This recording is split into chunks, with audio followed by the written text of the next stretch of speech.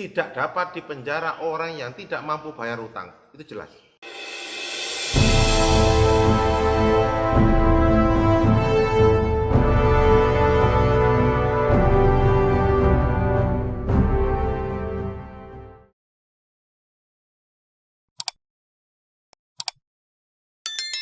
Masih dengan saya, Mas Terjun.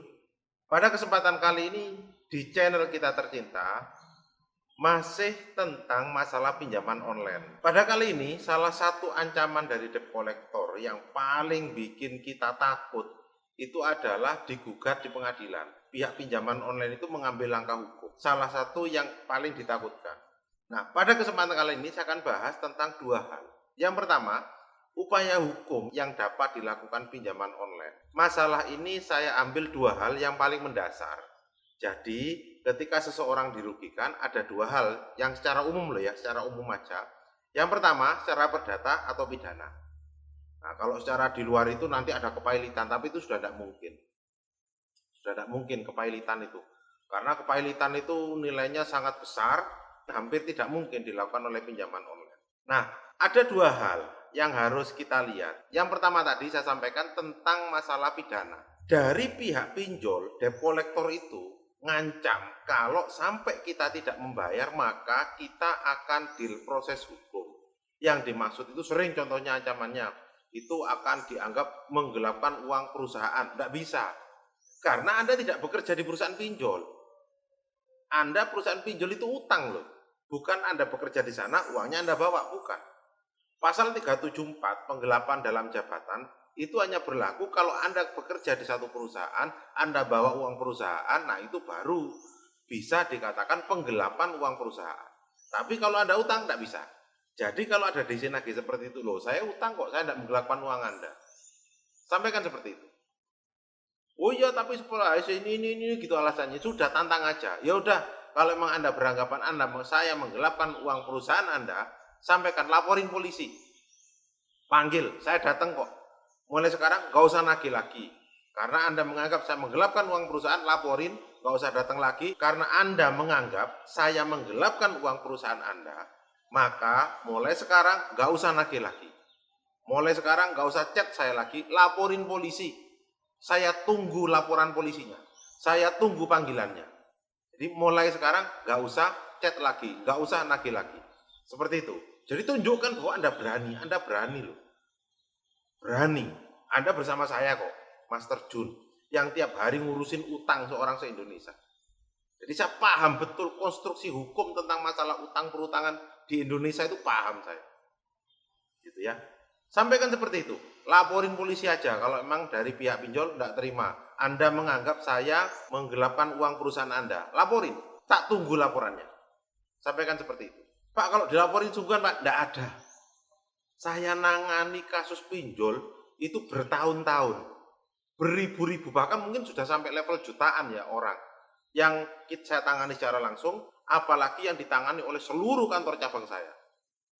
Baik secara langsung melalui kantor cabang Nenggala Alugoro maupun melalui grup P2P yang ada seluruh Indonesia. Jadi tidak ada yang dilaporin polisi terkait karena tidak bayar pinjol. Ingat itu. Jadi Anda jangan khawatir, nggak ada. Bahkan kalau kita bicara aturan, dalam undang-undang kepolisian disebutkan polisi itu tidak boleh ngurusi utang, nggak boleh nagih utang. Itu jelas kok. Lalu bagaimana Pak kalau polisi ngurusin utang? Laporin polisi. Tapi polisinya bukan polisi itu, tapi polisinya ke Propam. Atau Anda datang ke kantor saya atau cabang kantor hukum saya terdekat di kota Anda konsultasikan, sampaikan bahwa Anda punya masalah utang. Apalagi kalau cuma utang pinjol. Jadi sampai sekarang nggak ada yang dipidana atau dipenjara gara-gara nggak mampu bayar utang. Bahkan dalam Undang-Undang HAM disebutkan tidak dapat dipenjara orang yang tidak mampu bayar utang. Itu jelas. Paham ya?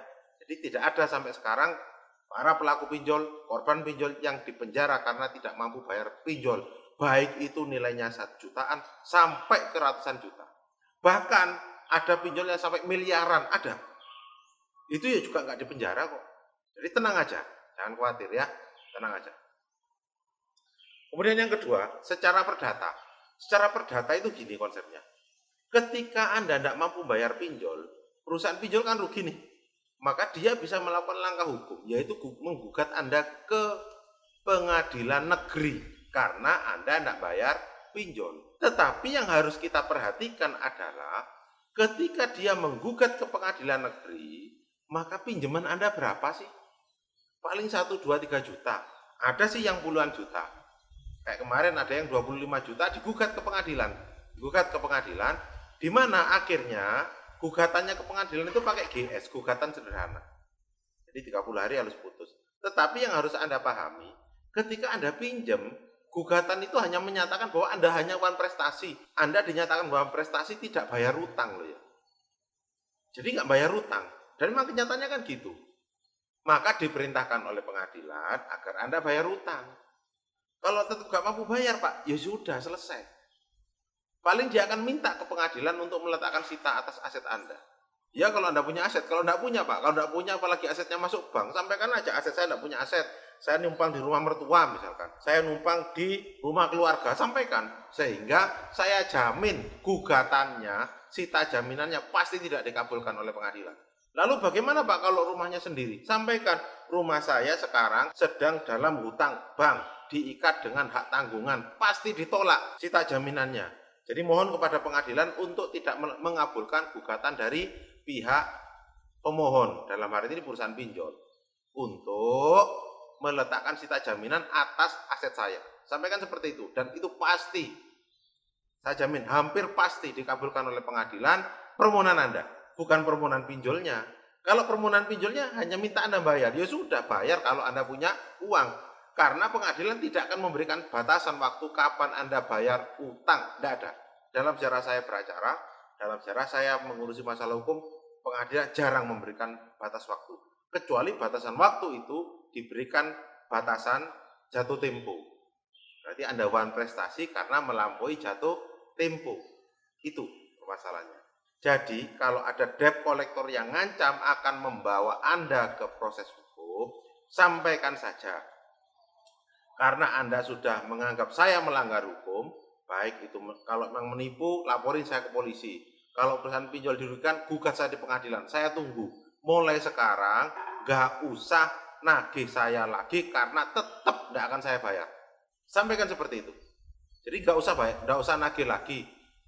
Kalau memang saya tunggu panggilan dari kepolisian atau surat panggilan dari pengadilan. Sampaikan seperti itu. Nanti kalau memang ada ternyata Anda hubungin saya di grup WA itu ada nomor saya, ya, chat, silakan di chat di sana, sampaikan kepada saya bahwa Anda dapat surat panggilan dari kepolisian karena Anda bayar pinjol. Anda dapat rilas dari pengadilan karena Anda tidak bayar pinjol. Sampaikan seperti itu, nanti saya ataupun tim saya akan datang untuk bantu Anda. Gitu ya. Ada enggak Pak sampai sekarang yang digugat ke pengadilan? Ada. Hanya ada 2 aplikasi. Apa itu? Nanti di grup akan kita share aplikasi apa aja yang sampai menggugat sampai ke pengadilan. Tetapi itu pun hanya 0,00 sekian persen lah yang menggugat. Anda tidak usah takut. Anda bersama saya, Master Jun, yang akan bantu Anda bersama kantor hukum saya, Nenggala Lugoro, yang sampai sekarang tersebar hampir di seluruh Indonesia. Jadi kuatin, gak usah takut. Ya, semoga video ini bermanfaat untuk kita semua. Terima kasih.